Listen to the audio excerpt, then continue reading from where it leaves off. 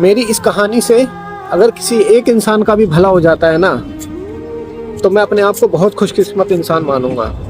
तो एक बार एक बहुत बड़ा महल होता है, लेकिन उस महल के अंदर जाने के लिए 4 शर्तें होती है। जो पहला दरवाज़ा होता है महल का, उस पर लिखा होता है कि अगर आपको अंदर जाना है तो गाय माता को लात मारिए और अंदर चले जाइए।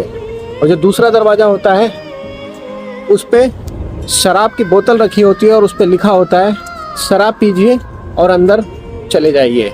और तीसरा दरवाज़ा होता है, उस पर लिखा होता है मांस खाइए और अंदर चले जाइए। और जो चौथा दरवाज़ा होता है, उस पर वैश्या होती है और उस पर लिखा होता है कि वैश्या से संबंध बनाइए और अंदर चले जाइए। तो एक बार एक सज्जन को बहुत ज़रूरी काम होता है और उन्हें महल के अंदर जाना ज़रूरी होता है।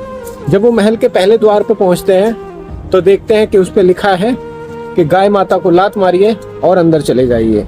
वो इंसान बहुत सज्जन आदमी होता है, वो कहता है राम राम राम राम, मैं गाय माता को लात मारूं नहीं, बहुत पाप चढ़ेगा। फिर वो दूसरे दरवाजे की ओर बढ़ता है। दूसरे दरवाजे पे शराब रखी होती है और लिखा होता है कि शराब पीजिए और अंदर चले जाइए। वो इतना सज्जन आदमी होता है, कहता है शराब ना, बिल्कुल नहीं, बहुत पाप चढ़ेगा मुझे, नहीं, मैं ऐसा नहीं कर सकता हूँ। फिर वो तीसरे दरवाजे की ओर बढ़ता है।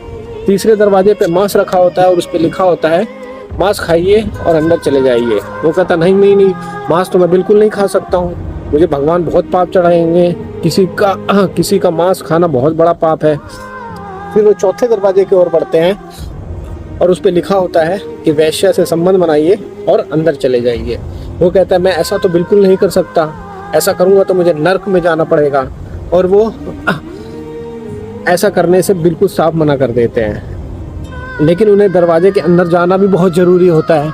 तो वो सोचते हैं कि अगर मैं मांस खाऊंगा तो मुझे पाप चढ़ेगा, क्योंकि मैं किसी की हत्या का भागीदारी बन जाऊंगा। अगर मैं किसी से वैसा से संबंध बनाता हूँ तो भी ये बहुत बड़ा पाप है। लेकिन अगर मैं शराब पीता हूँ तो मैं इसमें किसी और का नुकसान नहीं कर रहा हूँ, वो मैं खुद अपना ही नुकसान कर रहा हूँ। तो उन्हें शराब पीना ज़्यादा सही लगता है।